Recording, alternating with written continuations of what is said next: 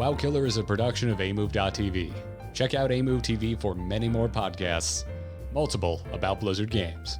And for more of Taliesin's WoW coverage, check out Taliesin and Evitel on YouTube and twitch.tv.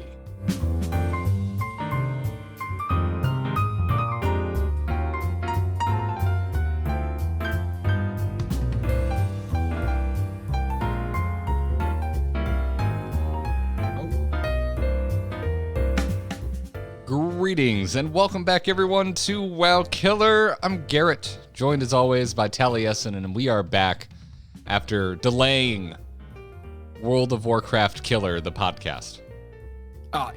You made that sound like a joint decision, actually, Garrett. You made it sound like we were both equally to blame to that, which I think is kind of irresponsible of you. I was sitting here this time last week in front of this screen, in front of this beautiful neon light, which only listeners can't see, but everyone who's here right now can see, in front of this incredible stream setup, waiting to have the show, waiting to talk about all of the incredible WoW topics that we wanted to talk about. And I was like, something very important missing from this show. And I couldn't quite put my finger on it. But it was you, Garrett. You weren't there, and I couldn't put my finger on you because you were nowhere to be seen.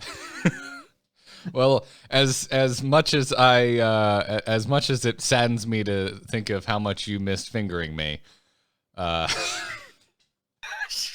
I can't even get through that. We can probably stop the podcast there. I can't even get through that without laughing. I'm just going to sit here and continue sipping my coffee because that is a bold-faced lie. I think I told you as early as Monday. I was like, hey, man, it's a busy week. I think we just need to push. Well, I'd never listen to what you say. So I was sitting here waiting for it all to start. And it wasn't, and it was nowhere. And I was like, I was sad, but also a bit relieved. You know, it's that thing where, you know, you do like going to parties, right? Everyone likes going to parties. But at the same time, you know, everyone likes going out with their friends and stuff. But at the same time, everyone kind of likes it when their friends cancel on them. I don't remember any of this. What are you talking about? You're talking about the before time. People used to make plans and people used to go out with their friends. And it would always be that thing of, oh, we're going to go out with our friends. Brilliant. Fantastic. And then they'd phone and cancel. And you'd be like, oh, I'm really glad they canceled. Is there a more relieving feeling in this world than friends cancel on? Yeah, and then the next day you regret it, and you're like, oh yeah, I wish we hadn't cancelled. I wish we'd gone out and had some fun. But then in the moment, it's amazing how much like relief I feel. Like no matter what I'm doing, and no matter the amazing thing that I'm gonna like. Honestly, the day before I went to BlizzCon last year, if they cancelled BlizzCon, I'd have been fine. Katie and I have had this conversation a couple of times this year where we're like, so we're going to miss BlizzCon, right? But are you also kind of relieved we don't need to go and aren't going to experience FOMO because it's been canceled? It's kind of weirder than that. It's like whatever plan I've made, no matter what the plan is, there's a period of time, maybe like an hour or two before the plan actually happens, you know, where I would be incredibly grateful if it was canceled. And I don't know if that comes from like a social anxiety or something, and like literally anything. So BlizzCon, like going to see a play, going out to see like friends or parents or something, like for drinks and catch-ups and things. It even happened when Neil Cree, Blizzard composer, was down in London, and we went out for drinks one night, and the first time we'd ever really hung out. And we had an amazing time. And Neil was like an awesome gent, just a beautiful dude to be around. One of the loveliest people I've ever met, actually. And, you know, we got some dumplings in Chinatown and took him to all the best places and stuff and had an awesome time. And then he was like, well, you know, I'm here because I'm recording in Abbey Road Studios tomorrow. Like, do you want to come and just sit in on the recording in Abbey Road Studios? And we were like, yeah, that sounds amazing. We're huge Beatles fans and we're huge Neil Cree fans. And obviously we'd like to come and sit in on Abbey Road in a recording session in Abbey Road. Of course we would. Like this dream come true, this like incredible life experience. An hour before we had to leave the house, we were like, hope he cancels. And then obviously he didn't cancel, and then we went to Abbey Road and we watched him record an orchestra, the London Voices chorus orchestra, who do like all the chanting and the singing in the Star Wars movies and the Harry Potter movies, and they were recording like a track for Neil Cree, And like the real chanting, not like when I'm just pulling myself around the house going yeah, the actual people. Ba, ba, ba, ba. And you know, we were sitting in the room in room 1 of Abbey Road, like Studio 1, Abbey Road Studios, like watching this thing happen.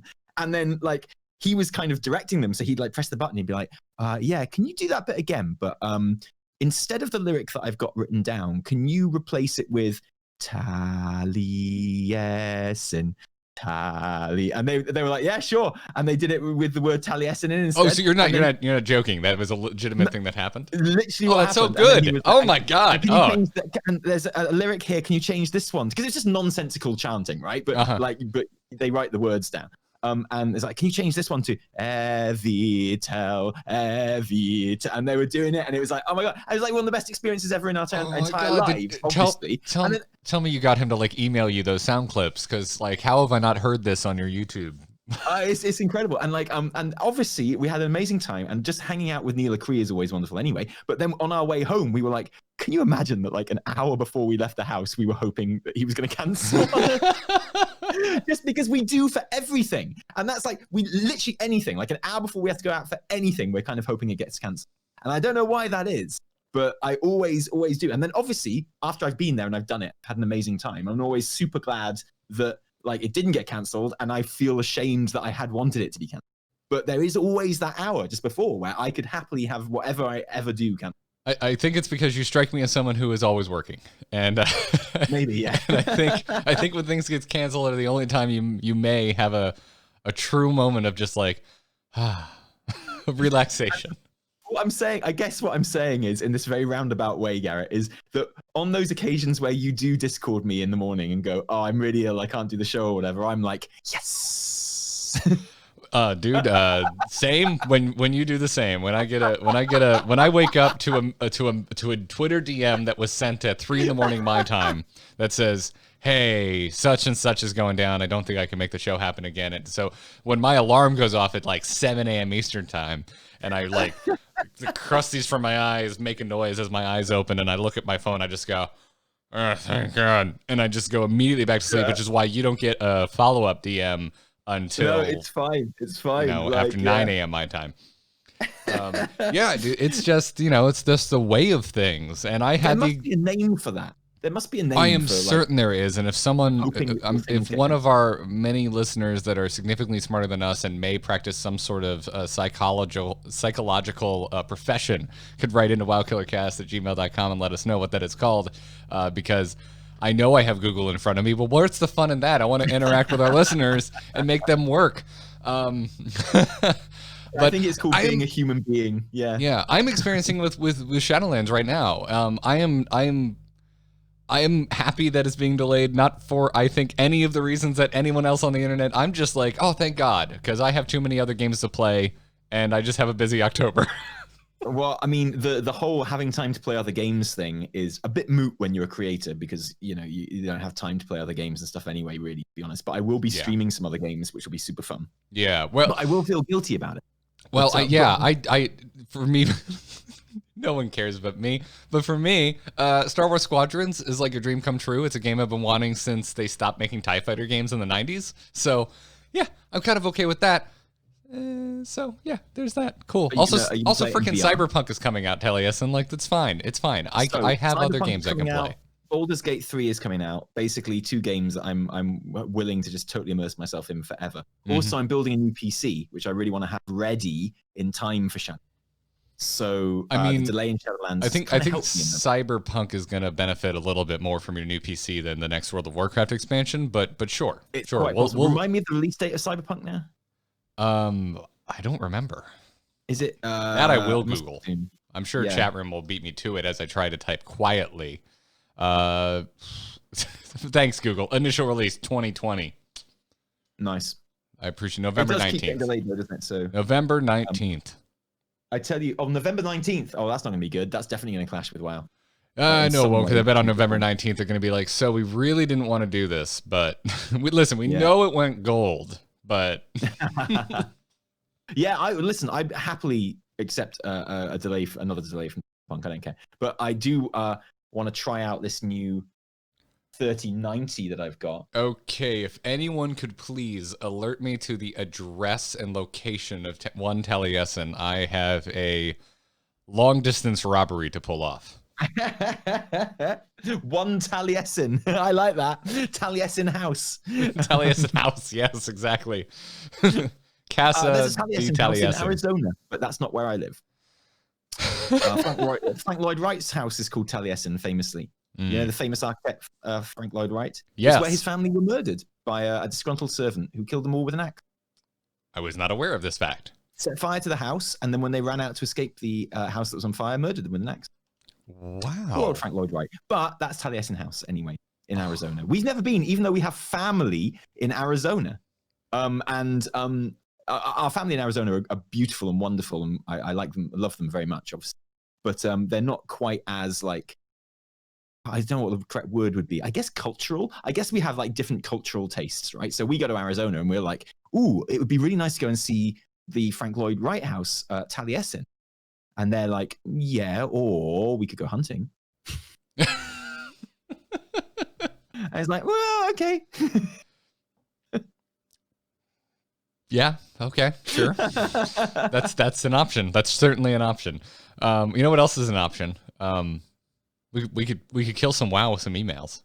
Oh yeah, let's kill it stone dead. Well, and the reason that it's good, we were lamenting just last episode how we haven't had time to do a mailbag episode for like 2 months now, because we've had all of the different Afterlives cinematics coming out and things to talk about, and that's kind of taken up all of the episodes of WoW Killer. And in a way, and this week we were planning on having the pre-patch to talk, hopefully, World of Warcraft creeping up, or Shadowlands creeping up the whole time. So this delay is actually kind of helped. If you like mailbag episodes, which statistically not many of you do, because they don't do as well as other episodes, but if you like mailbag episodes, then Shadowlands being delayed is good news for you. They have performed better since I've stopped naming them mailbag episodes. Of course. Yeah. So did you learn how to do that in your masters? No. I learned that from. Should be a lesson in your masters. I learned it from watching you, Taliesin, and your extremely clickbaity YouTube headlines. Yes, please. Yep. And you write them all in capitals, though. Yeah. Week 1 of my copywriting class, I'm legitimately taking a copywriting class right now for my master's. One of the things was write headlines in the form of a question, and I actually spit out a little coffee and giggled while I was reading the book, because I'm like, this is just 90% of YouTube headlines. Yeah, of course. Like, I think you should. We don't have a title for this episode yet, but I'm certain that you should call it "This Changes Everything." Oh yeah. Or Blizz finally got it right. Revealed. Blizz finally got it right is another one. You're forgetting that one. Oh, I never use that one. I can't think of anyone who does. You can write in, by the way, folks, if you want to be part of the show, if you want to help us write future mailbag episodes, write into wowkillercast@gmail.com, and we're going to get right into it. And when I say right into it, I mean, I think roughly 10 minutes, 12 minutes into the recording of this episode. Straight to the point as ever. Oh, yeah. Zulu from Khadgar writes in and says, hey, guys, I've been thinking about how the Arthas currently down in the Maw is not necessarily the Arthas that earned his place there. Ooh, intrigue, Taliesin. So, Zulu. Is that it? Wait, hang on, that's it. No. I'm still waking up. When he acquired Frostmourne back in Warcraft 3, it's made quite clear that he was driven mad by the whispers of the Lich King. This led to him killing his father, killing Uther, raising Quel'Thalas, etc. When he ascended the throne and donned the helm, he then fully merged with the spirit of Ner'zhul that had been corrupting him all this time. Now that Frostmourne has been shattered and the helm destroyed, presumably the spirit of Arthas currently down in the Maw is the Arthas free of all that corruption? ? What do you think the implications are for the story here, and specifically for Taliesin? Does this make you any more open to an Arthas redemption, or is his soul irredeemably scarred at this point? Signed, Zulu from Khadgar. Well, one of the things I think is really interesting, but it's a really good question. One of the things I think is really interesting about the Bastion After cinematic that we talked at length when that cinematic came out is how it kind of presents the idea of an Arthas redemption. Because I've always been kind of like just had a gut feeling that I wouldn't want an Arthas redemption. I've been quite clear about that because I think that like redemption storylines in WoW are a bit boring. And I feel like, yeah, it was fun seeing Illidan again, but you know, you don't need to keep on having redemptions, and it's just a tad cliche for me, and especially because it always feels like a way of bringing a bad character that everyone loves back. Like you give them a redemption, you know, and that's how we get them back into the story. So it always just seems a bit cheap to me. And I don't like, you know, a character's qualification for having a redemption being that they are a popular character. I think there should be like a bit more qualification for a character to receive a redemption story than that. I mean, would you prefer it was a character that was like in the background that we barely remember the name of and maybe had 2 lines?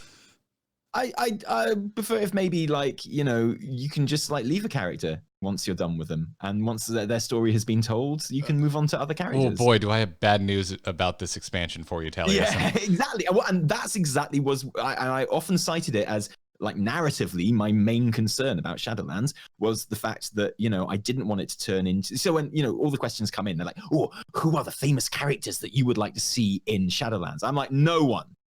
I don't care.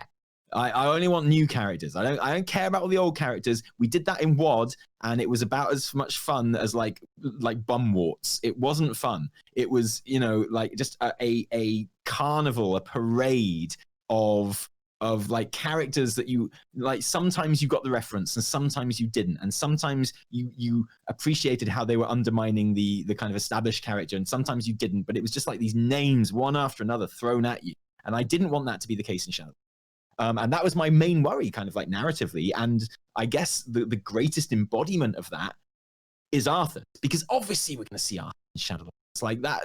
The fact that he was incredibly conspicuous by his name being absent from any of the mentions when Shadowlands was, you know, revealed, and no one mentioned him from Blizzard at all.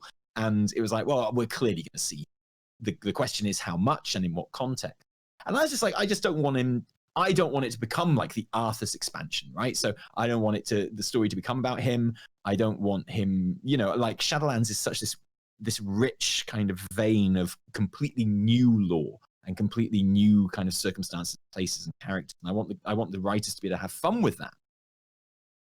The Bastion cinematic changed my mind on that quite significantly because because of what that question sort of outlines, really, in that whether or not it's the same Arthas or not, and I know that is the question, and we'll get to that in just a second. But whether or not it's the same Arthas, I think quite clearly for me that cinematic telling us that souls, no matter how bad they are, and we see this later on with Garrosh, and no matter how much we might think they are a shoo-in for the Maw, no one goes there automatically. Everyone gets like that one chance of redemption. I like that you bring up Garrosh, because I hadn't really thought about that. But Garrosh, at least if we're taking just Afterlives as the only existing example, because as I've been beating a dead horse, the expansion isn't out yet. The beta doesn't count. Garrosh is the only example we've seen, if we're not beta players, of kind of how that works. Like Garrosh is a cold, hard example that clearly no one just gets shortcutted to the Maw, because if anyone is a horrible trash boy that deserves to get shortcutted to the Maw, it's Garrosh. Totally. And just the fact that Devos and Uther feel the need to you know, bypass the Arbiter, and you know, they think Arthas is the worst person in the world. So why do they need to put him in the Maw? Surely he's going there anyway. The fact that they bypass the process and bypass the system specifically to put him in the Maw suggests that he wouldn't have gone there otherwise, which suggests that no one does straight away. And that you almost have to earn your place in the Maw by failing in Revendreth, you know, like completely.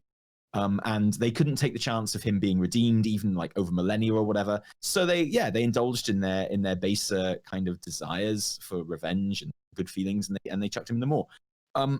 So that to me is an incredibly interesting kind of ethical like dilemma, which would be quite interesting for me to explore, because Arthas simply getting a redemption storyline, as in, oh, I feel bad about what I did and I was corrupted, and allow me to prove to you all that I'm a good guy now by, you know, helping you and spinning around in a boss fight or whatever. That's uninteresting to me. But, you know, if it's a case of he's really bad, but he wasn't given the chance that everyone is supposed to have to redeem himself. And I find maybe one of the reasons I find that more interesting is because we don't have to actually watch the redemption happen. We don't have to see it happen. We just need to win him his chance. Like, we just need to win him his chance to be in Revendreth. And then we can leave him there. And it's fine. And if there is a redemption, it can happen like 1,000 years in the future, or whenever Blizz want to bring him back into the game, or not. And he could fail and go to the Maw then. Yeah, but the fact is, he deserves the chance. And that's more interesting. Yeah, I think that's if I had to hazard a guess on the kind of the angle they take with him, I think that's going to be it as well. I mean, we talked about this in the Bastion episode, but I think I don't think they're necessarily lying to us when they're like, oh no, Arthas is going to be all over this expansion like a pox. Sure. I think we're gonna be more focused on Uther. Like I think the redemption here is of Uther. By way of Arthas's soul, and not, if I had to hazard a guess on what they're going to focus on, it makes me think so much of like the Star Wars sequel trilogy, and specifically like one of the early interviews with J.J. Abrams about The Force Awakens, where he was like, yeah, every time we tried to write Luke Skywalker, it just became about Luke, and so I'm just going to make it the next director's problem. It's just kind of how I feel. I look at Arthas, I'm just like, I feel like if you open the lid fully, it's just gonna become about Arthas. Yeah. But this is also Warcraft, and there's just so many characters and so many moving pieces that. Yeah. I mean. And like, okay, so I to the original question as well. Like, do I believe it was the same Arthas, who was the Lich King essentially, who is in the Maw, or is it essentially, if I understand the question, like earlier Arthas? Before he became corrupted, like once he's dead and his soul kind of leaves the armor of domination, is it armor's called Helm of Domination, whatever the armor is he then free of like the kind of the mingling with Ner'zhul, and is it like I guess a more pure Arthas soul, which therefore would be judged differently from Lich King Arthas? I'm not sure it really matters. I think like when we talk about Arthas being corrupted, it's not the same as some other characters when they're corrupted. Because, you know, like some other characters when they're corrupted by things, they are straight up good characters, and then they get a thing in their ear and they're a bad character. They didn't do anything to become bad. You know, they didn't kind of like have any agency in. You know, like them becoming bad was completely random or planned by someone else, and they had no say in it. With Arthas, it's not quite like, you know, he consciously set down on a path which, you know, he was warned multiple times about, which then resulted in that corruption. It's kind of like if I'm at the top of if I throw a penny off of the Eiffel Tower, you know, and then forget about it, I'm still responsible if that penny hits someone and like takes their head when it hits the bottom of the Eiffel Tower, right? Boy, that's a morbid example, but yes. It's out of my hands at that point, and you know, like I didn't physically kill them, but I still kind of made an action and committed an action, knowing full well what the consequences could be, and I deserve the blame for those consequences. Yeah. Well, and you and I on this show, I feel like when we're not making dick jokes, get into the Is there a time when we're not making dick jokes? There are actually, and I feel like we get into just the concept of storytelling quite often. And you've brought up multiple times, and I agree with you that a lot of times, like things are pretty simple. Like in terms of like if something is being portrayed in a certain light, that tends to be how it goes. Which, had I thought about that before, I might not be so grumpy on the subject of Sylvanas. But yeah, I don't think they're going to play, you know, 6D chess with Arthas's characterization here. They have shown us in the Bastion cinematic, like they have definitely teed that up in the light that this is Arthas's soul, and Arthas is Arthas, and went on this journey from Strathholm to dying at Icecrown. And so I think as far as they are concerned, like, Arthas is at fault for the journey he went on, regardless of what other souls he merged with along the way. Yeah, I think so. And they do make an effort to, and the amazing artists on that series clearly want him to look sympathetic only in the sense that he is so helpless in that last kind of I mean, there's a lot of decision like that was painted. It's not like that was pre-existing assets, right? Like they could have painted Arthas as pre-Serenite armor. Could have been blonde with his paladin armor. Like it was a decision was made to keep him in his Death Knight armor. And yet you're right. Like, look, like when Uther's holding him by the neck over the maw, like just the way they paint his face, like he just looks asleep and helpless. Yeah. And in the frame before that, as he's dying as well, which we associate with like a cinematic that everyone really loves, where there is an element of sympathy towards him in that cinematic. Well, and a grain of it, because we're human beings and we recognize, and I used to take this as read, but we recognize and empathize with humanity in others, right? So we see like recognizable humanity in people, and even if they are bad people, we empathize with them. And that's the case with Arthas as well. So I don't think it matters what part of Arthas's soul is in the maw, although I would agree with the questioner in that I don't think, there's going to be any moments where he's like, oh, my soul is still fused with Ner'zhul's soul, like in the maw. I think it's going to be pure. I mean, actually, that could make quite a nice series of quests or whatever. But like, I think it's probably going to, what you see is what you get. It's Arthas's soul. He's probably in the state where he was at the end of Wrath of the Lich King, where he's like kind of glad that it's all over, and I dare say he's going to be feeling quite regretful about the things he did. Well, he's really glad that those plans got canceled. Yeah. Or he might have thrown himself, that might have been how he arrived there, and he might have thrown himself wholeheartedly into the jailer's stuff. Or maybe not. Maybe he's running some kind of like resistance in the maw again. Who knows? But I think I'm trying to think of it. Like, it will be Arthas. I don't look at Arthas and go, good soldier material. This guy can really take orders.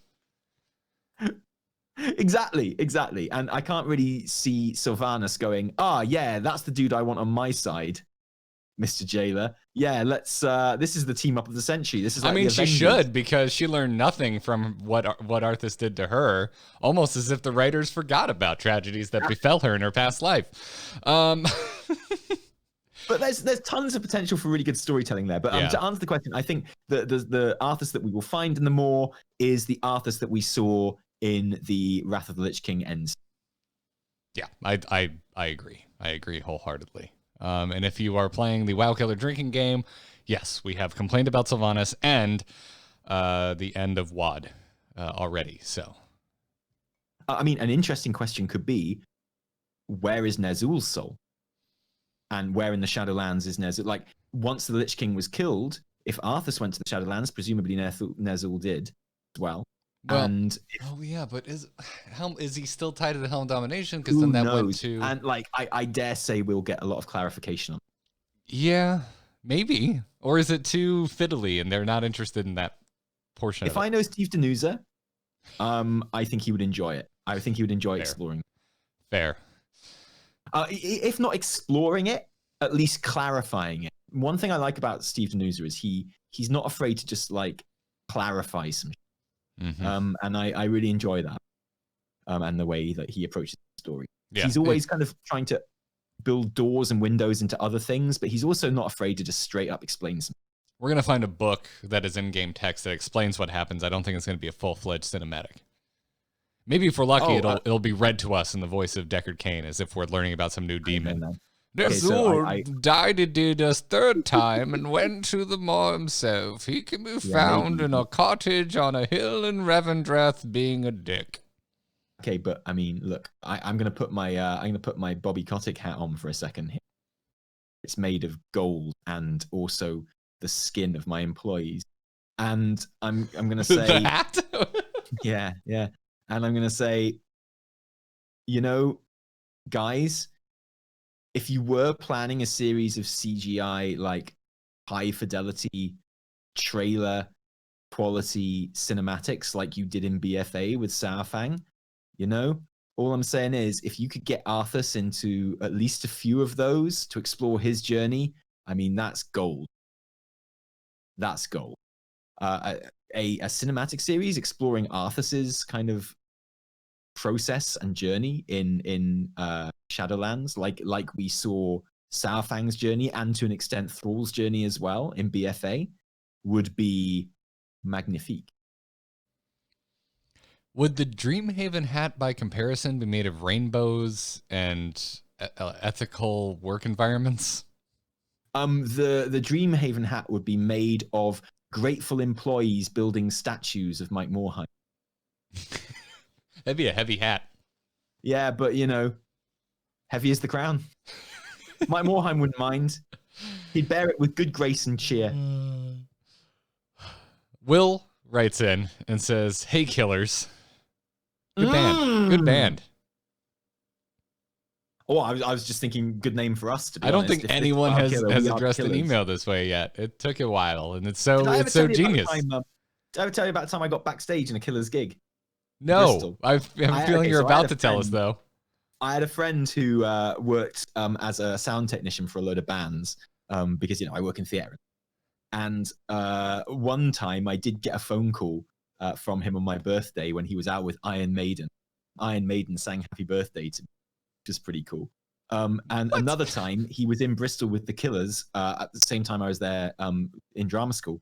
And he got us into the gig free and then got us backstage as well. And we got onto their tour bus and I got really drunk and made an idiot of myself and had to go home. Well, that sounds like backstage stories. In front of the Killers. And I didn't even have sex with any of them. What's the point? One of the few extremely popular early aughts bands I have not seen live. They were good. They were really good. Shame. Well, Will continues and says, "Hey, killers, just listening through episode 27 of WoW Killer, and two things occurred to me. First, Garrett's orders mine for this is the Afterlives cinematics, and I would argue follows the emotional valence of the stories told from greatest to least. In terms of generating strong sentiment, Bastion seems the obvious winner, followed by Ardenweald, Maldraxxus, and then Revendreth. This is obviously subjective, but that's how they struck me, a filthy casual who hasn't played beta and who, despite playing since launch / Warcraft 2, has fairly middling lore knowledge. Which leads to my question. Given my level of knowledge and play, is it good, bad, meh, that I enjoyed all the cinematics other than Bastion far more after watching Talie's breakdown videos? Many thoughts, but I'll leave it there as this is already probably too long an email. Thank you for all you do, and I hope this finds you both well. Keep on killing it, Will. P.S. Patreon? I included that P.S. just so I could say definitive. We're not doing a Patreon, anyone. No, we have talked about it, yeah, but we decided against.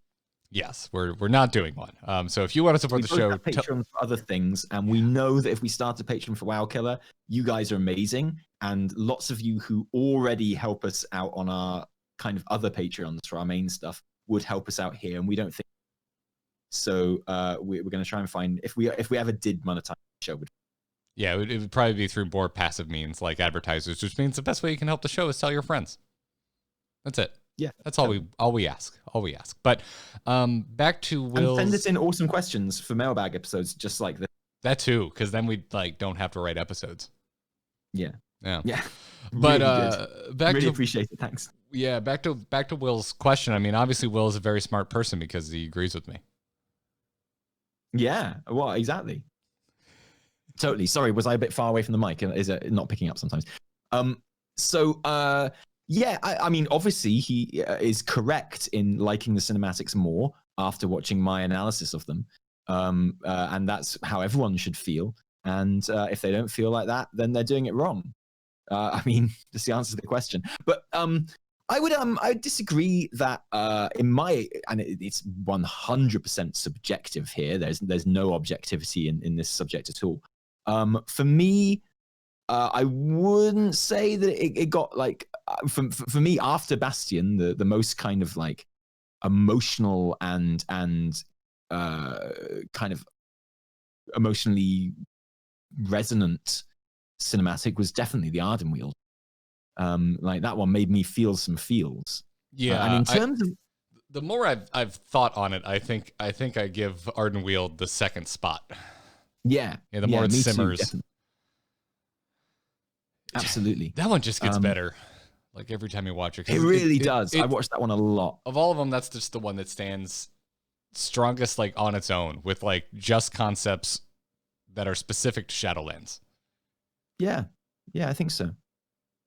In many ways, with the exception of probably the Reverend Death one, maybe, it kind of just sets up the story of Shadowlands better than the other ones as well. Because, the drought is very important to the kind of the main thrust of the story. And that's the one where we actually see the effects of the drought kind of ravaging the actual zone itself.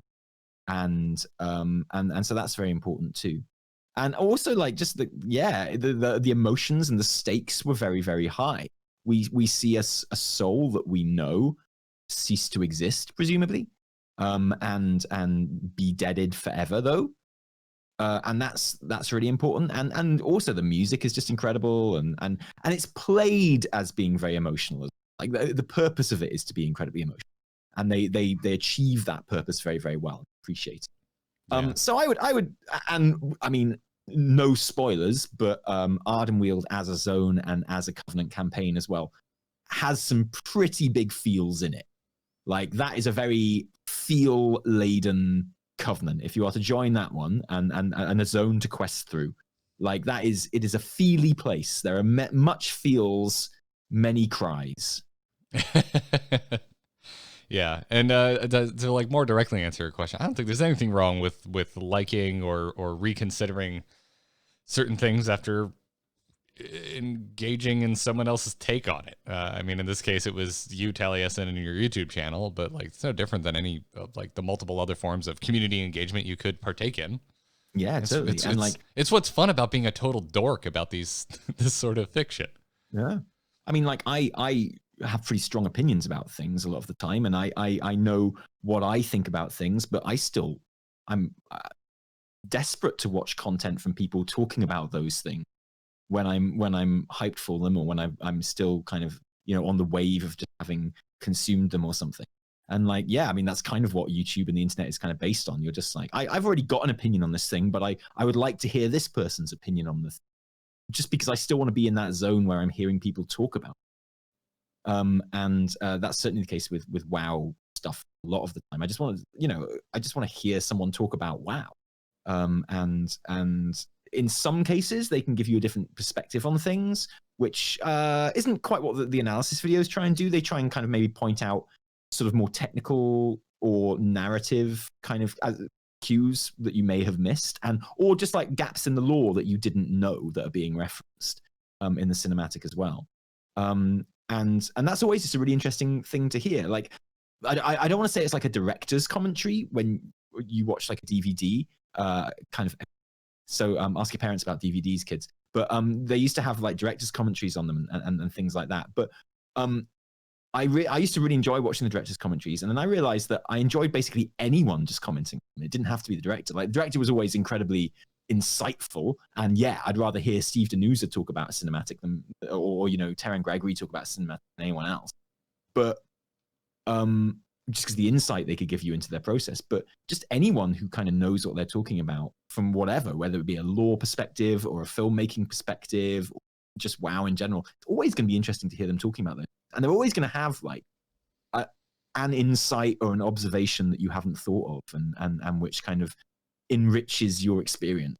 Yeah. And that's something the internet is really, really great at. Well, yeah. And that's what's interesting too, is like to roll around in the content creation mud pit for a bit, is you might hear from someone like Terran Gregory when you put stuff like that into the universe. They may hit you up on Twitter, or it may come up in a interview months later. Yeah. And that's kind of what's cool about all this. But now I just want to go watch DVDs with director's commentary. I really missed that. Thank you for reminding me of something else I missed, Taliesin. I appreciate it. It's October, so I would recommend Cabin in the Woods. It has very good director's commentary. Does it? Yes, it's quite interesting. We were just talking about Cabin in the Woods the other day because we were watching The Boys, the new series The Boys, and recent events in The Boys have been very reminiscent of the ending of Cabin in the Woods. I haven't watched season 2 yet. I really like season 1 of The Boys, just haven't gotten around to it. But it's vastly superior in my opinion. Oh, good. I've heard basically no one talking about season 2. When season 1 happened, no one would shut up about it, and I watched it, and I loved it, and it's kind of transcended. So for me, the first season felt very much like it was written in the early 2000s, which I mean, the comic it's based on was. It felt like a very early 2000s deconstruction of. I mean, it felt like something that was written during the Iraq War. And a lot of the kind of the references felt like they were referencing that kind of thing. And I feel like obviously the world is in a different situation right now, but also I think, because that's obviously before any of the Marvel movies or anything. And I feel like superhero deconstruction has moved on a lot since the early 2000s as well. It's very different today as well. And yet I see, oh boy, this is good. We're going to do the Boys podcast now. I see echoes. I see echoes from the early aughts in the world at the moment. Oh yeah, for sure. But I think just the issues that they kind of take on in the second season are a bit more relevant to how we look at superheroes. Yeah, that's fair. That's fair. I mean, there's literally a baddie called Stormfront in it. Like I know Stormfront is in the comics as well, but like it's like it's really cool. When the hell are we going to get a Blizzard series? Like anything, like throw a dart. Well, we're getting the Diablo one, aren't we? Apparently, sometime eventually. I don't know. It's Diablo, Taliesin. So well, I mean, Garrett, 7 to 17 years before we see something. I'm not taking a digital marketing master's, right, or a digital but I don't know. If I had a Diablo series that I was working on and I was going to put onto Netflix, I don't know. I might try and line it up with Diablo 4 in some way. Well, you would think that, but if I was doing a Warcraft movie, Taliesin, if I was doing a Warcraft movie, I might try and line it up within at least the first decade of extreme success of a Warcraft MMO, or maybe maybe stop for 1 second and think to myself, is this the most boring story we could tell from Warcraft? That would have been the other thought in my head. I'm still convinced that the original plan was to have the Warcraft movie ready for WoD. Well, it sure as hell seems like it was. Yeah. I maintain that I would have enjoyed WoD a whole lot more if I'd seen the Warcraft movie before. Yeah, I think you would have, because it sure seems like it. Sure seems like a direct tie-in almost, even though they changed things like the circumstances of Draka's death and whatnot. Oh yeah, for sure. But it just made me be like, okay, I'd quite like to go back and live through that WoD stuff again, just to kind of, because I'm in that, I've got that in my palette right now and I'm quite enjoying it. And yeah. Although I went away being like, I just want more Medivh. I think that was the most interesting point of all of that. Even weird shirtless clay carving Medivh. I don't know, man. The whole sorry, spoilers for Warcraft movie right now. Sorry, fans. But the whole Garona being Medivh's daughter was a bit. I'm not sure. There's a lot of that movie that's a bit. I'm not sure. I don't like that.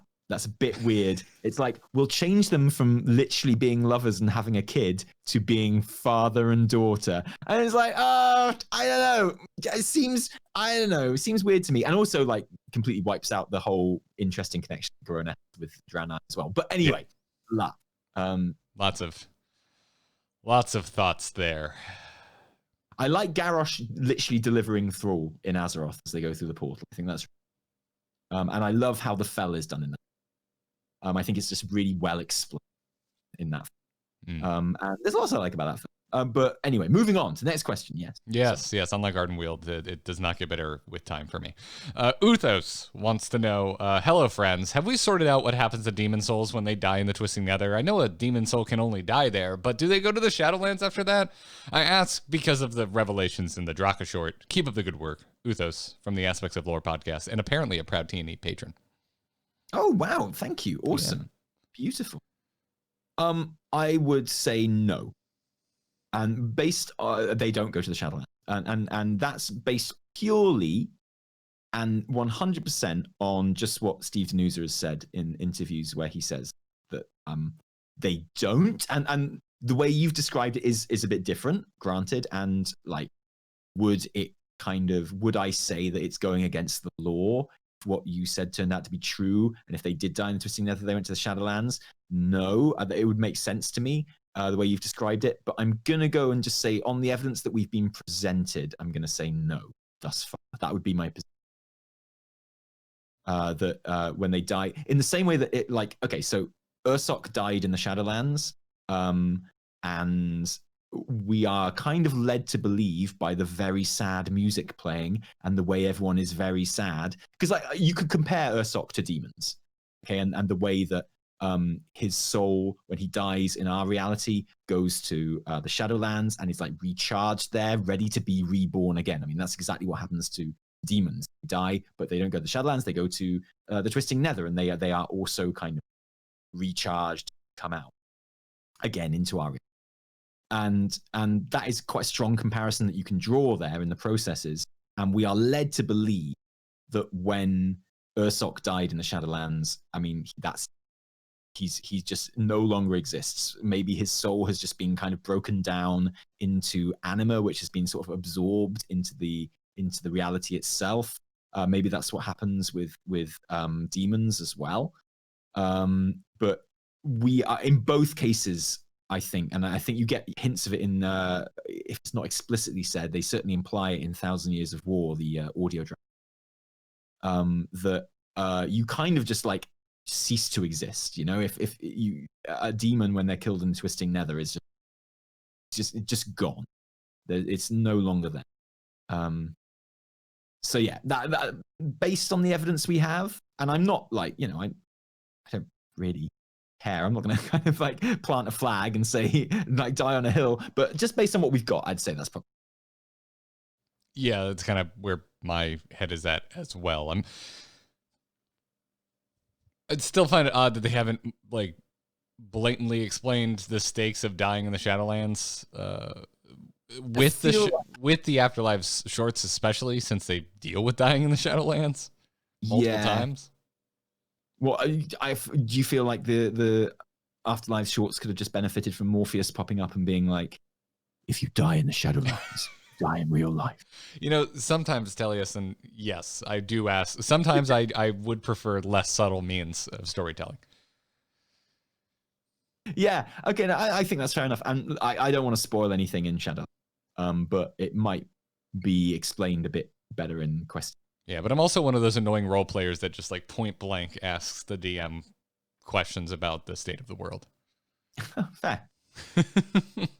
Excuse me. Yeah, what did this dragon ever do to you? Why do I have to go fight it? But wow, you actually managed to fight things in your D&D campaign? We spend most of our time just like not doing anything and just talking. It's usually shopping. We are absolutely, our group is absolutely that horrible stereotype of role players that just want to shop. Selenor, Blood Elf, Diplomat Warrior, and Sylvanas Loyalist writes in and says, "Dear WoW Killers, Garrett and Taliesin, my question is, if you were put in charge of directing a Sylvanas Afterlives animatic, what points would you want to hit?" And then Selenor said their pitch would be a more visually emotive retread of A Good War. A Good War. Short story, Sylvanas talking smack to Sourfang. Oh, thank you. Yes. Okay, good. Oh, okay. That's an interesting take. I think that would be a weird, that would be a very talky, heady animatic instead of an action-packed one. I feel like, you know, like you could argue that's what the Bastion one was, apart from like the points of incredibly high drama that sort of top and tailed it. It was mostly just kind of, you know, sad talking to each other, and it was very effective. But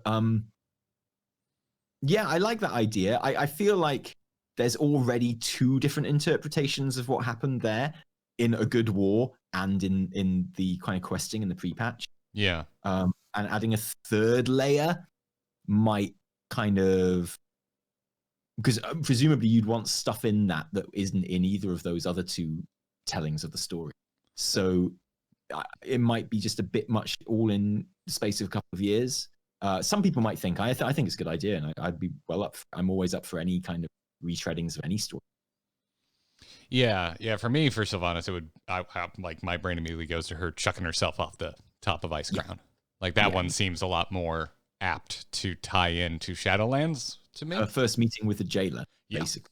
Yeah, we now know. Would that be a little bit like the Ashara Warbringer, though? You know, would it be a bad thing? Sylvanas throws herself off of Icecrown, and then this fish starts swimming around her in the darkness, and she's all like, "I take orders from no one," and the fish is like, but you'll drown." Yeah, but it's dark. It's different though. It's different though, because Ashara is in a state of having a catastrophe befall her, whereas Sylvanas is making a very deliberate choice to put herself in the position that she finds herself in, right? And plus, like, it just seems like such an important story beat for Sylvanas' character, and it has only happened in text. I can't imagine that we're not going to see it. I mean, maybe that's what that CGI jailer face is all about, like that Fidelity CGI jailer that was on the front of PC Gamer magazine. Oh, you think cold open, Sylvanas walking up to the precipice of the frozen throne? We've got a Sylvanas model. We've got a jailer model we now know. The trailer to BFA to Shadowlands was a really nice Icecrown build. Yep. So we know that exists as well. And they wouldn't have to, that's all the assets you need for that way. Yeah. Oh god. Well, I guess would Arthas's body still be there? Because we also have an Arthas cinematic model. Yeah, I mean, you could put Arthas's body there. Why not? Who cares? I mean, it's a couple of weeks after the events of Icecrown, so it'd be stretching it a little bit. Here's my annoying roleplay question. Excuse me, Mr. DM. What happened to Arthas's body? Well, you know what? We might well find that out as well. What if somebody? Okay, because I think the on-brand happening of Arthas's body would be Sylvanas just unceremoniously kicking it off the side of Icecrown. Yeah, or burning it or something. And that could be really interesting. Cormac in the chat room says it despawned. Please put that in the cinematic. Please. Once it got looted, it just despawned. Oh my god, that'd be great. But yeah, I mean, I wouldn't bet against seeing Sylvanas throw herself off Icecrown and come into contact with the jailer for the first time. That would be really a nice kind of afterlives to have, and it would certainly help with explaining the story. It would shut me up. Okay, so what if that's how it began, right? So okay, it's a bit like Ashara. You have like Sylvanas sadly at the top of Icecrown. I have nothing else to live. And she throws herself off Icecrown, and then it's so dark. It's so terrifying. Why is that? And then out of the darkness comes the jailer's face, and he's like, "Your world, prison." And she's like, "Oh, yeah." And then she comes out with all like the flying people that are her dudes. And Valkyr. Then thank you. And then what if it has like, with really dramatic music, it like zooms into important kind of parts of WoW history that she's been involved in, but now from the perspective that we know she's working with the jailer the whole time. So what if it like zooms to her using the blight in Gilneas, and Garrosh being like, "Don't use the blight," and her being like, "Of course I won't, Garrosh." He. And then like you see the orc general going out of I think they're in a cathedral, are they at that point? And like it's like the camera pans on Sylvanas, and you see like the jailer or one of the jailer's representatives at her shoulder behind her in the shadows, and she's like, "Of course we blight," and stuff like that. And like, it goes to it zooms to Vol'jin dying, and him making Sylvanas war chief, and her being like, "But I don't want to be war chief." But then it kind of like shows her face, and she's got like an evil smile and stuff like that. And can I yank the e-break and be an absolute foil to this entire conversation? Yeah, go for it. That's a lot of unique assets to generate for a full-fledged cinematic. Spoiling it. I mean, for a high fidelity CGI cinematic, it would be, but for an Afterlife cinematic, which was the question, don't know if you remember. Oh, I'm sorry. Yeah. Well, now you mentioned the CGI jailer. I'm gonna be. You got me. You win. Congratulations. You win the podcast argument.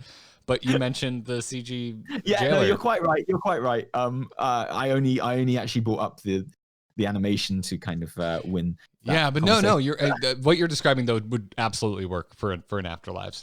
That would work. I think that'd be a sweet ass. Yeah, and then they go to Teldrassil, and it just says "Shut the hell up, Garrett," and has the jailer behind her as Teldrassil burns. Yeah, it'd be great. Yeah, or like, you know, she's talking to Saurfang in Darkshore just after Saurfang has let Malfurion get away, and she's and like some shadowy jailer representative is there being like, oh, you know, that one bums me out too, because I would love Malfurion. We have failed, you know, and like just pumping her up and stuff. And yeah, I think it could be awesome. I think it could be really cool. Oh. You do mean to tell me, Taliesin, that we missed out on Malfurion having eternal damnation in the Maw, because that is a bummer. Yeah. I'm Team Sylvanas on that account. Totes bummer. Hey, he's cool in that 8.2 cinematic.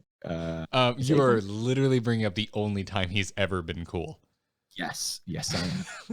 It's like a lifetime of either sleeping through important things or just being a buzzkill. Oh my god. How amazing would it be if in the Afterlife cinematic they go to the bit with Garrosh and Sylvanas, and Garrosh is like, "Watch your pretty mouth," and walks redacted. Off. Yeah, redacted, and then walks off. But then it pans to Sylvanas, and like the jailer's representative is at her shoulder, and like the jailer's like, "Garrosh is such a bitch." I would be very into that. Garrosh is such a little bitch. I would be so into that. Yeah. Yeah, I think that'd be amazing. Some ephemeral jailer lackey just calling Garrosh a bitch. That would be fantastic. And it's like, oh, the jailer stole Garrosh's bitch. And you just cut to a bunch of the, you just like hard slam cut to a bunch of the jailer's cronies just going, oh. Be great. Arthas is in there. Just, oh damn. It'd be awesome. Be right, I'm in favor of this.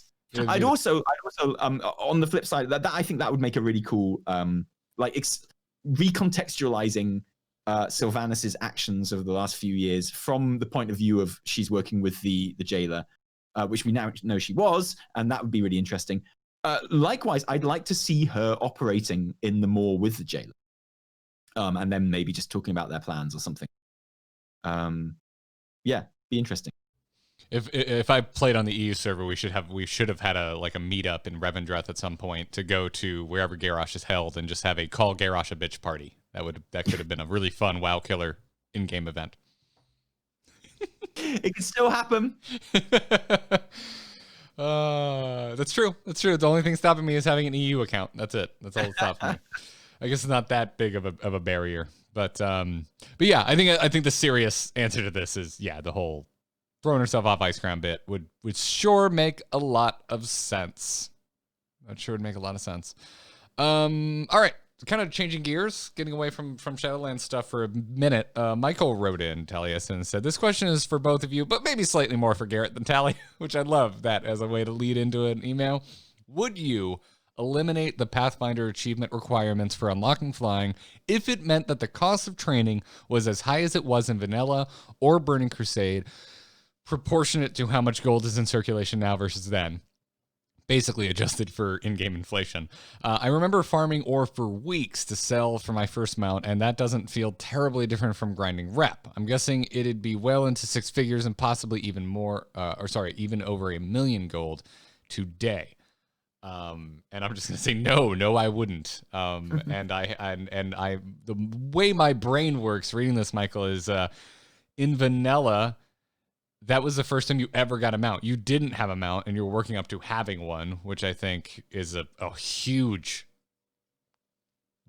quality of life improvement. And then for BC, we had never flown before, and you were working up to being able to fly for the first time ever in the history of the game, which I think is a lot different from moving into subsequent expansions when you already have a mount, when you've already flown, when you can already fly.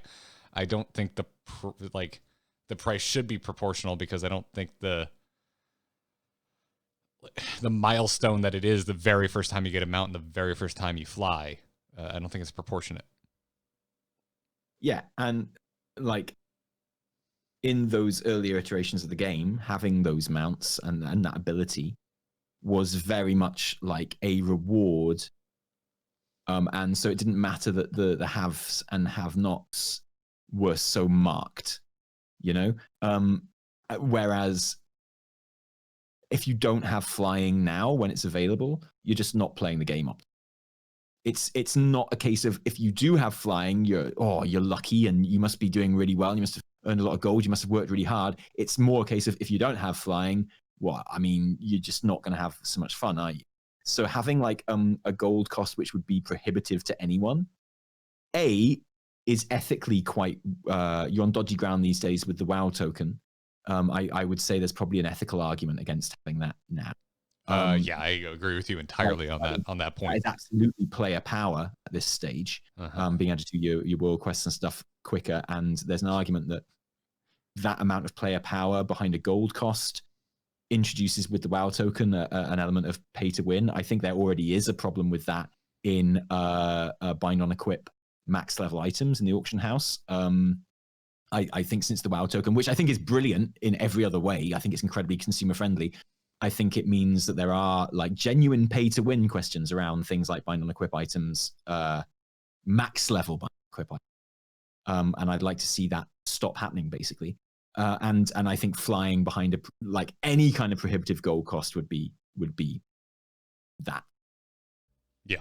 I'm all for gold sinks in the game. I think like I really like very expensive mounts and things. Oh, I bet you do now that you actually got the very expensive mounts. Yeah, but exactly, yeah. But they've got to be things like mounts. They've got to be, essentially vanity items.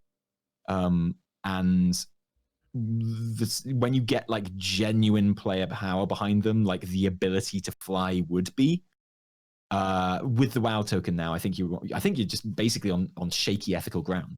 And it's not something I really want to see. Yeah. Yeah, I really agree with you there. Wow, gosh. Goodness. Good. Do we just agree with each other? Yeah. All right. Sean C. writes in. That being said, like that might not change how you feel about Pathfinder. Like, it just means that a very expensive gold cost isn't the answer. I think, damn near everything we talk about on the show is subjective, Taliesin. Only a Sith deals in absolutes. My absolute is that nothing we discuss here is an absolute. Sean C. writes in, says, Sean C. had a rather long email. I did my best to kind of summarize it here, which is that Sean C. wants to know what we would like to see as Caverns of Time instances or raids, and then suggested things themselves, like the fall of Kalthalas / Silvermoon in the Third War, the Battle of Hearthglen, which, if you don't remember, is Arthas and Jaina's kind of last battle with the Scourge before the events of Stratholme, the original War of the Shifting Sands, the battle behind the Greymane Wall, which is when Argal releases the Worgen to fight the Scourge, which is how the Worgen even get involved with the Gilneans in the first place, or War of the Ancients. I would like to see the formation of Tyr's Hand and Tyr's Fall. I would like to see Tyr, the Titan Watcher, doing some badass fighting, and it could be like you could be fighting like other denizens on the floor, but you'd see like these two huge beings fighting each other in the skybox. So like Hans Zimmer music just going, and then you get a little cinematic at the end where he falls, and his hand like falls like that, and then you see like at the end of Gangs of New York, you see like a kind of time lapse, and you see all like the grass and stuff growing over his hand and his body and stuff like that, and creating the zone. I think that'd be. This is. I knew you were going to ask that. Yeah. Such a dickhead. Who was he fighting? I can't remember who Tyr was fighting when he went. You call me a dickhead and you can't remember who he's fighting? No, that's why you're a dickhead, because I knew you were going to ask me. I'm glad I've got the Wikipedia article open right now. That was basically like we were at a party, okay, and like I was talking to someone whose name I clearly don't remember, even though I'm supposed to. And then you came up and joined us, and you didn't just introduce yourself, which meant that I had to be like, well, because I can't introduce you because I know your name, but I can't remember the other guy's name. And like, you've put me on that spot. And so that's why you always introduce yourself when you join like a group of people at a party, because otherwise you're putting them in a situation where they have to expose their lack of knowledge of one of the people's names in that group. And that's what you just did. It was Kithrax, the old god like minion. So you'd have like this Titan Watcher fighting the old god minion in the skybox, and there'd be like void shit going off everywhere. There'd be arcane stuff going off everywhere, and you'd be fighting you'd be in like an army of Titan constructs. I know this isn't technically in the story, but we can add it in. And like fighting against like smaller kind of old goddy things, and it'd be really awesome. And then you do something to help him out in the fight, and it would be really cool. And also very fitting if the next expansion is going to be Intergalactic Disco War to help set that scene. Ooh, okay, that would be. Totally... I just like the idea of like two huge kind of beings fighting each other in the skybox, and you running around kind of like Hoth style around their feet, just doing stuff, you know, and kind of like, I just think that'd be really awesome. And and the fact that I've always loved Tirisfal and like Tyr's Hand, places like that, and reading about it in Chronicle made me love it even more. And I just think it'd be really interesting. What about you? One of the examples that Sean C mentioned that I didn't include for this exact purpose of stealing it from my own answer was Sylvanas retaking Lordaeron. Ooh, yeah. Because it's another thing that's like covered in books, but we've never seen it happen or play out in game. That would be really cool. And I think that would be really freaking sweet. Also, Fall of Quel'Thalas would be really cool as well, because that's so rad in the book and in the RTS, but it'd be so cool to like see it from the ground floor. What about the death of Tifin Rin? Like you're in Stormwind and the Stonemasons Guild is popping off and they're rioting. Thank you for reminding me what the hell this even is. Yeah, that'd be really rad, even though the evil Stormwind monarchy hasn't paid them, and someone throws a stone and it hits Tifin Rin in the head, and the stone is the final boss of the dungeon. So what are you supposed to do? Like and you get it down to 1 hit point, but it still hits. You're doing a bit. I love the weird Mason stuff in like the human lore of Warcraft. So more with that would be interesting, but that would just be absurd, Taliesin. They just keep throwing stones, and it's just a breaking line of attack exercise. Yeah. Think of all the AoE to avoid. It would be it'd be like the bullet mechanic in the end of not Tolbarad. What's the damn jail right now in BFA? Tol Dagor, thank you. Yeah, it'd be the bullet mechanic in that. Ever made. I hate it so much. Oh, I love Tol Dagor. I love it. It can get out. Oh, it's so... lots of enemies all stacked together. I'll use this AoE effect. Wait, where are all these enemies coming from? They come from like the 2nd and 3rd floor? Why have I pulled them? Cool design for a dungeon. I love it so deeply. That dungeon can go and like just eat shit. There's gators in the sewer. It's there's so much to love. Oh, I love the concept of it. Don't get me wrong. And like when it's working fine, apart from like the firing the cannon, I hate that. But, you know, it's fine. But the fact is, you can still pull things from other floors, even today. And I don't know. Be careful. Be careful, Taliesin. You're a disc priest. Like, what are you doing? Or you're mad at other people. Just play disc priest. You're mad at other people is what it is. Yeah. I know, Taliesin. I know. God, it must be nice to get to focus on a game. Do you ever go, God, it must be nice to cover multiple games? I mean, I'm gonna be streaming Baldur's Gate after this. Oh, sick. Let me know how that is. Can't wait. You can't wait until the next pre-show where instead of talking Batman for 30 minutes, we talk about Baldur's Gate. Oh my God. Okay, so this has got nothing to do with anything, right? But I had a revelation yesterday. You know, one of those moments just changes your life. You know how like movies are called different things in different countries, right? Yeah. So I don't know if you're aware, but in France, Home Alone was called Mummy, I Missed the Plane. I was not aware of this, and that is hilarious. Yeah. Okay, but that phrase is never mentioned. That is not a, obviously a line. Yeah, read. exactly. Obviously the famous one is that Teenage Mutant Ninja Turtles in Britain was called Teenage Mutant Hero Turtles, and stuff like that. So I was trying to describe the first movie that I remember seeing Brendan Fraser in. Okay, and I was talking to Evitel about Brendan Fraser for some reason. I was like, his first movie, California Man. And she was like, my God. California Man? What? There's no such movie called California Man. And I was like, yeah, there is. He's like a caveman. He's like Stone Age man. And he gets thawed out from a block of ice in California. And he's California Man. And like the posters were like kind of like an evolutionary scale, but like you see in textbooks, but with Brendan Fraser dressed in like a Hawaiian shirt and stuff at the end. And it's called California Man. Good title. And she was like, no, it's called Encino Man.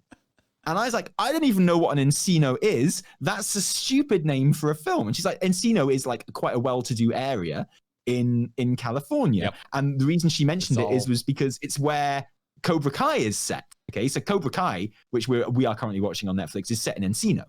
And all parts of it are, which is why, it kind of came up. And I was like, that makes... Obviously, I can see why they changed it because, they wanted it to sound like not like they want the title to be suggestive of, say, prehistoric man or Neolithic man or something like that. But obviously something funnier than that we all recognize as not being California Man. Encino Man literally sounds like to someone who doesn't know where Encino is, which is everyone who isn't in America. Like, I'll go one further and say anyone that doesn't live in California. Yeah, it could feasibly be part of the evolutionary scale. Like you say Encino Man, you're like, oh, is that one after Neanderthal Man? Like it kind of sounds more scientific. But it just blew my mind that like for Americans, Brendan Fraser's first movie is called Encino Man. And to everyone else in the world, it's called California Man.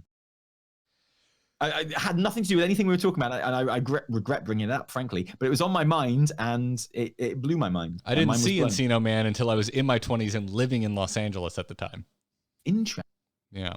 So in fairness, I believe Encino Man to be a terrible movie title, and I believe this is one of the few instances where the changed title is actually much. Oh yeah, man. Oh, and save your emails. But this is where I go. As an American who. The only other state I've ever lived in is California.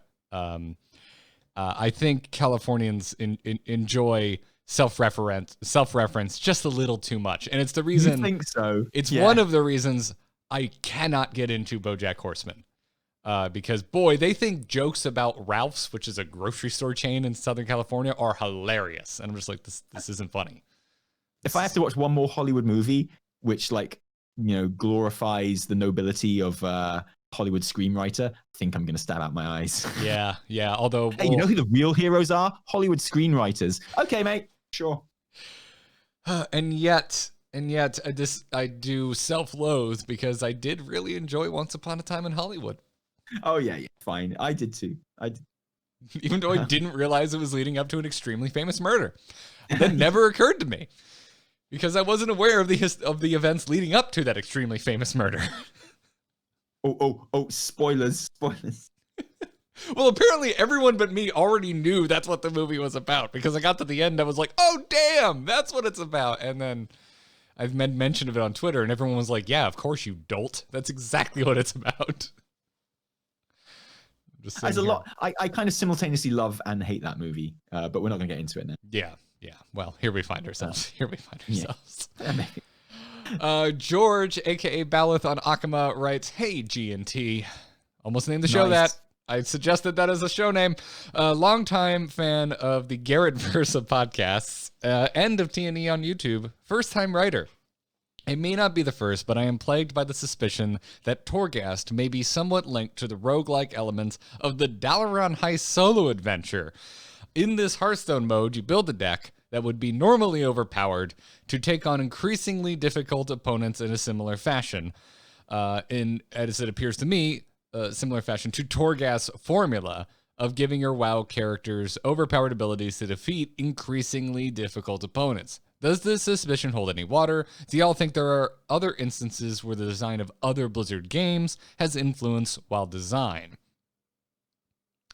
Thanks for reading, and stay hungry, chickens.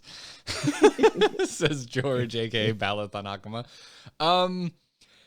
To a certain degree, I would say, this is just inspired by roguelike in general, which the Dalaran Heist and all their dungeon run modes in Hearthstone were inspired by. But yeah, I definitely think WoW has been inspired by other Blizzard game design.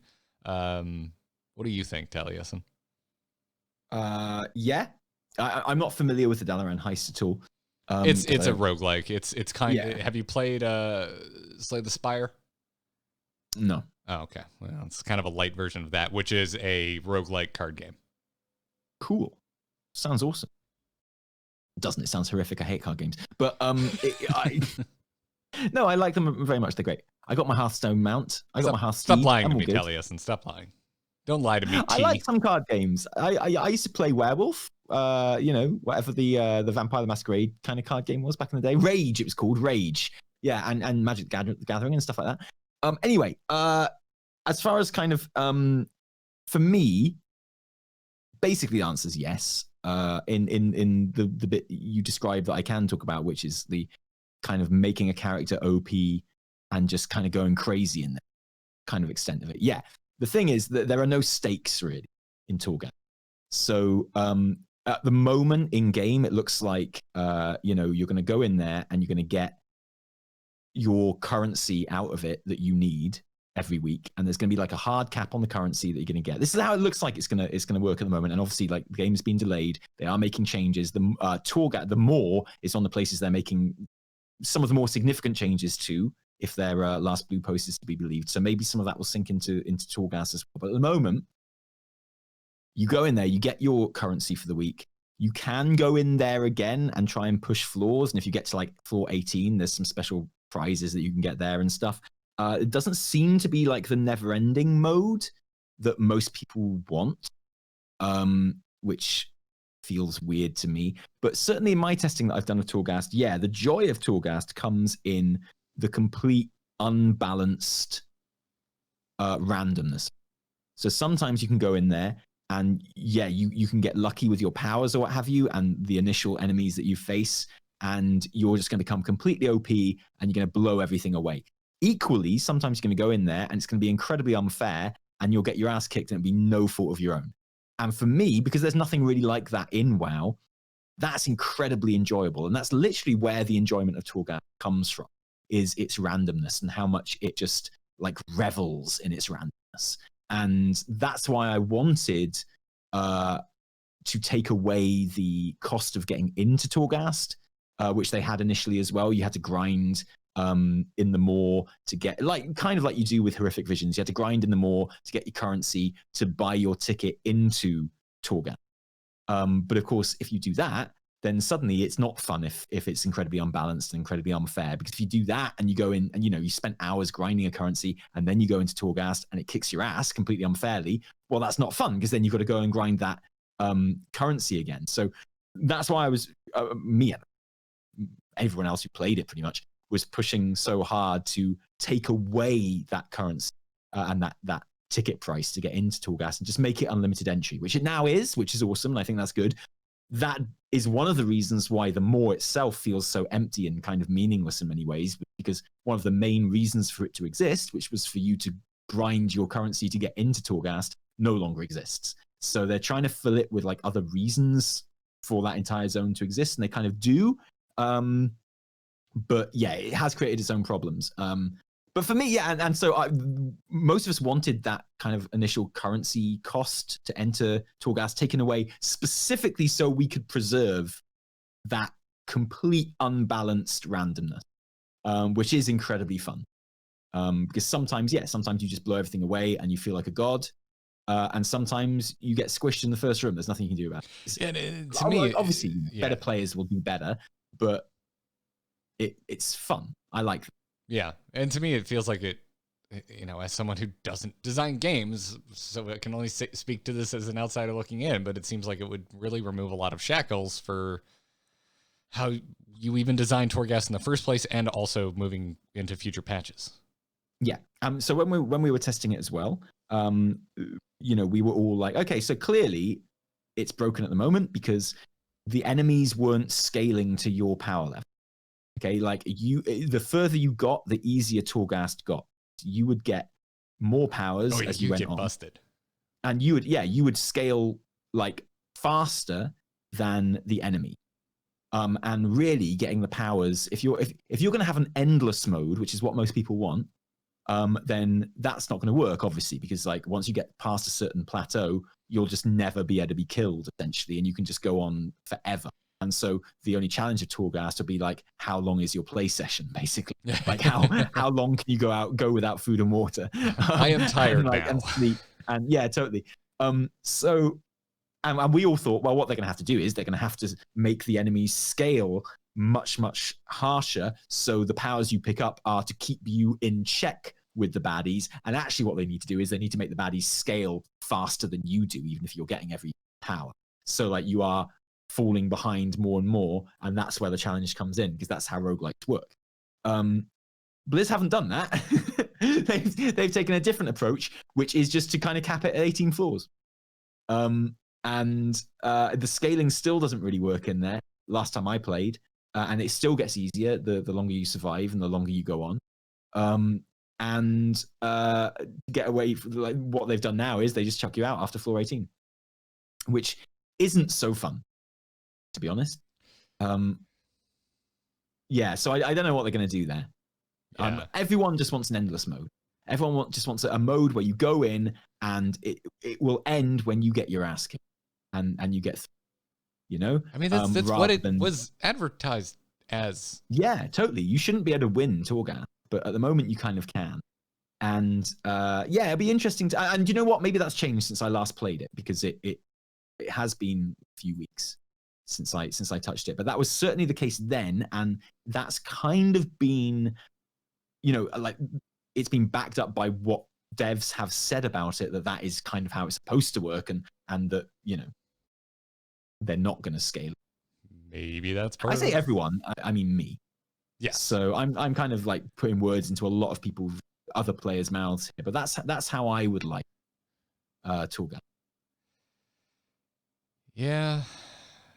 I don't know. I haven't tried it since alpha, and so I kind of expected it to be closer to as advertised now, but it doesn't sound like it is.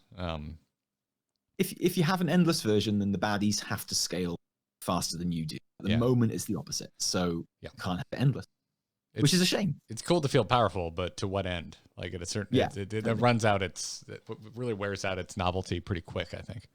Mm-hmm. So interesting stuff.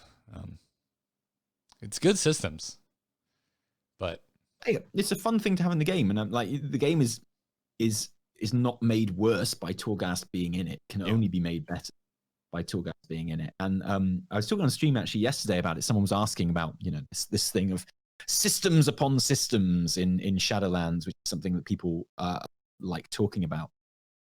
And my gut feeling with Shadowlands, with all these things, you've got Torghast, you've got legendaries, you've got crafting legendaries, you've got the covenants, and you've got soul binds, and you've got conduits that you put into soul binds, and you have to unlock the various levels of soul bind by progressing your covenant hall, which you do by doing like renown quests in Torghast and in the zones, and you collect conduits as loot drops essentially, and then you get higher level ones and you put them in your soul binds, and you can swap them out, and currency for doing that now and stuff. And they're like, when you explain any of these things, it sounds incredibly complicated. But if you explained the way PvP works in Classic, that would sound incomprehensible to me, because I'm not involved in it, and because I'm not doing it. And as soon as you are, it does make sense, and it's a lot more kind of intuitive. and also comparing it to something like BFA, which also has a lot of different systems.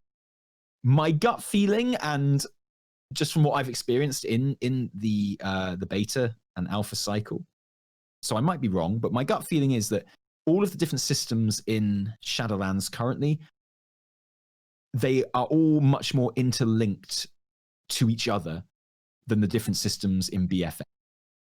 So in BFA, you had war fronts, which were completely separate and didn't have any impact on your island expedition, and vice versa.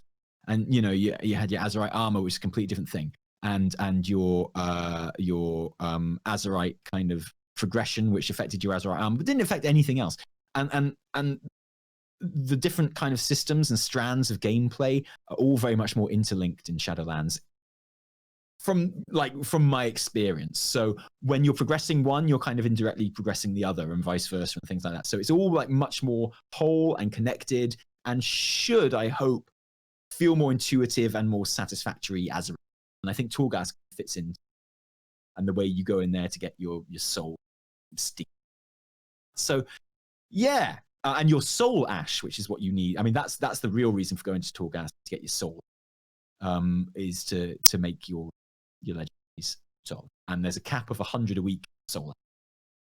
So you just go in there, you get it, and then you can still go into Torghast to get your souls, which you get in the Moor as well, which you need to get your renown, and the renown progresses your covenant and unlocks your soul binds, and like it's a bit more intuitive and it's a bit more connected, and it's not like these. In BFA, there's always that thing of, there's this other thing I have to do, and it's completely separate from all these other things, but I have to because it's the best way of getting. I have to do the Warfront to get like a nice bit of gear, and it all just felt a bit more kind of standalone-ish. It does. Is my impression at the moment. That could change. I could just be flat out wrong, but that's how it feels. Yeah, I have a lot of thoughts. I mean, we've talked about it before, that I'm not the biggest fan of all the different various systems that have kind of come across World of Warcraft. And I kind of look at it as branching off of the artifact weapons and Legion, which I really liked, but I kind of miss. I think I mentioned this before. I kind of miss having like basically a shopping list of like gear, knowing where the gear dropped, going and getting that gear, and kind of considering a character done at a certain point, and then moving on to alts. Until the next, raid tier. And George makes me think of this because of talking about like other Blizzard game systems coming into World of Warcraft, because I kind of look at it, not that it's one-to-one, but it is related to kind of this feeling of not really ever feeling like I'm done with gear, or really any aspect of gearing in modern WoW, which is it to me. I kind of look at it as the Diablo-ification of gearing in World of Warcraft, which I'm not the biggest fan of. It's not my biggest complaint from something like BFA. I'm with everyone on it's just Azerite armor, which is kind of a miss. Although it does play into that, but that exists for all gear in here now in BFA, not just Azerite armor. I think Azerite armor is the biggest offender of my pain points with those systems. So. I mean, I'm failing to think of a good example, but I know they've things have leaked in from other games. Agree. And I mean, so a good example of that de-amplification is obviously the obvious one would be Titan forging, and gems going onto gear and stuff like that, and just the sheer amount of gear that you get in BF from all these different sources. And when you have like that abundance of gear. And it's easy to see why the devs, thought that would be fun, because it kind of is.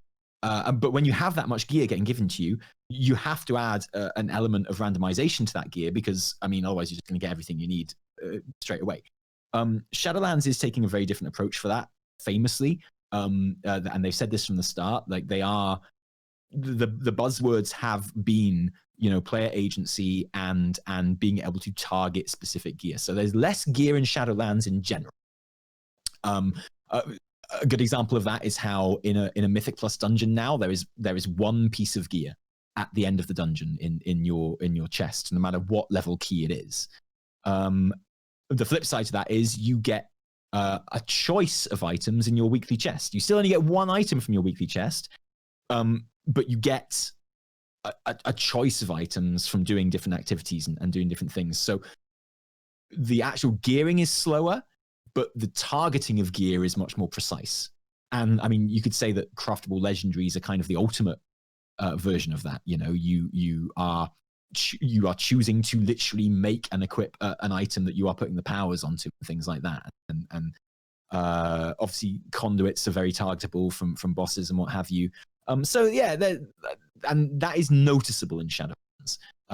There's no bonus rolls in Shadowlands in raiding, so that kind of and I think that's the right way to go. Personally, I'm down with there being less loot, but more deterministic ways of getting them, for sure. Yeah, as am I, because it brings it closer to the older way of gearing, which I do prefer. I feel like I always take the stance of the grumpy. I like the way it used to be, which is not true. I like a lot of new things about WoW quite a bit. It's the reason why I play more retail than classic. But yeah, it's all a balance, right? And you know, as much as we all think it's a good idea, and as much as we might enjoy it, and it might be better in Shadowlands, there's just as much chance that even if it is like objectively the superior system, you could get to the end of Shadowlands and you just need to change. And you're just like, I would like there to be more loot for a bit now. You know, and I'd like to have an expansion of that. And I'd like to not want that to be the case when I get to the end of that expansion. And it doesn't mean that it's worse necessarily. It just means that like, things have to change over expansions because you just get bored of stuff. And like you want it to be different. And that's why metas are always changing, because it's boring if they don't. Yes, except for Pathfinder. It's actually objectively terrible, and let's get rid of it. Exactly. It's like okay, so Blizzard can't balance anything, but the fact is, if they did balance everything, then I mean they'd make no changes ever, because why would they? Because everything's balanced, and that wouldn't be fun. And it would just be like, yeah, okay, like so. I think, especially when it comes, I think it happens in WoW as well, but it's much more noticeable in games like Overwatch and Hearthstone, where it's like, yeah, they have changed the meta on purpose here, and they have changed the balance on purpose, and they've made some things more powerful, and so you use them on purpose because it's fun when that kind of stuff changes up. It causes excitement and it shakes things up for daily players, which are usually are the players they're catering to more often than not. So yeah, I'm in a similar boat. So anyways, I think it's gonna wrap it up for this mailbag episode. Keep them coming, everybody. wowkillercast@gmail.com is where you can send them. We very much appreciate it. Next week's episode is kind of up in the air. I have a thing on Wednesday that I cannot get out of. So we're going to try and find an alternate day, but sometimes that doesn't happen. So bear with us. I thought we would just be on an endless snowball of launch at this point, but here we find ourselves. Yeah, funny, isn't it? Yeah. And yet I'm okay with it. More time to play Cyberpunk for me. Yeah. I'm okay with it. Yeah. So yeah, thank you for your emails, everybody. Before we go, Taliesin, somehow folks don't know where to find you for other World of Warcraft coverage. Where can they find you?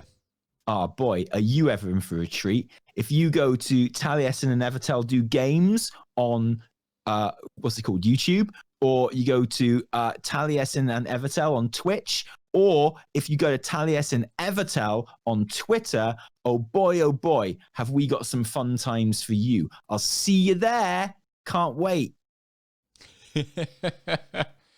Folks, I'm Garrett Art on Twitter. This podcast and every single other damn one that I make can be found on amove.tv. I would particularly like to point you over to youtube.com/amovetv because we are actually putting a lot of effort into editing the biggest Hearthstone news of the week as standalone YouTube videos over there for the Angry Chicken podcast. And it's a lot of freaking work, so please watch those videos.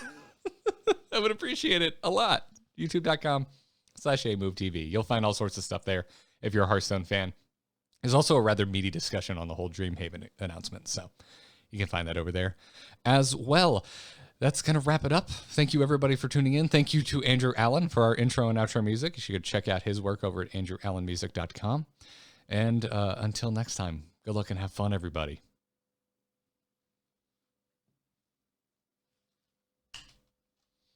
That's a show. Happy days. Happy days. And now I'm going to start singing Happy Days. Yeah. Monday, Tuesday, Happy Days. I'm always singing Happy Days. So it's just... Yeah. Your mic started cutting out a lot at the end there. I think. Was it? Yeah, I think you might actually be too quiet for your noise gate. Oh God. Okay. Yeah. So maybe I'll crazy. try and sort that for my stream. Sorry. Thanks for the heads up. Don't know what's going on there. Yeah, it was a little on and off over the episode. Didn't really seem to come up during two important parts, but like your ending bit about Torghast, like whole words were getting dropped out, and it seemed like it was when you were talking the lowest, I guess. Okay. All right. I'll have a little play with that. See if we can fix it. Yeah. Mostly at the end of sentences. Oh, that makes sense. It must have just been the noise gate then. I should have just put the noise gate down. Sorry, guys. Yeah. My. Well, I would have brought it up earlier, but it really didn't become problematic until that very last bit. So. Okay. Oh well. Sorry, everyone. That's all right. In terms of volume, like it's like we're good, like for the podcast, but yeah, was losing a few syllables here and there. Cool. So. Sorry about that, and sorry. Well, you can't hear because you won't be listening at this point. But sorry to anyone who's just listening to the podcast because that would be very annoying. I'm sure. I'm sure we'll get a tweet or two about it. But like I said, to me, I didn't really notice it until the very end. So cool. Hopefully people just won't listen to this stuff because they fall off at the end. You want to hide shit, you put it at the end of a podcast. That's what you do. Oh, is that how it works? Okay, cool. The best kept secrets are at the end of podcasts. That's where I store my social security number, the CCP on the back of my credit cards. Awesome. Anything I'm NDA from Blizzard. And probably some WoW as well. Cool.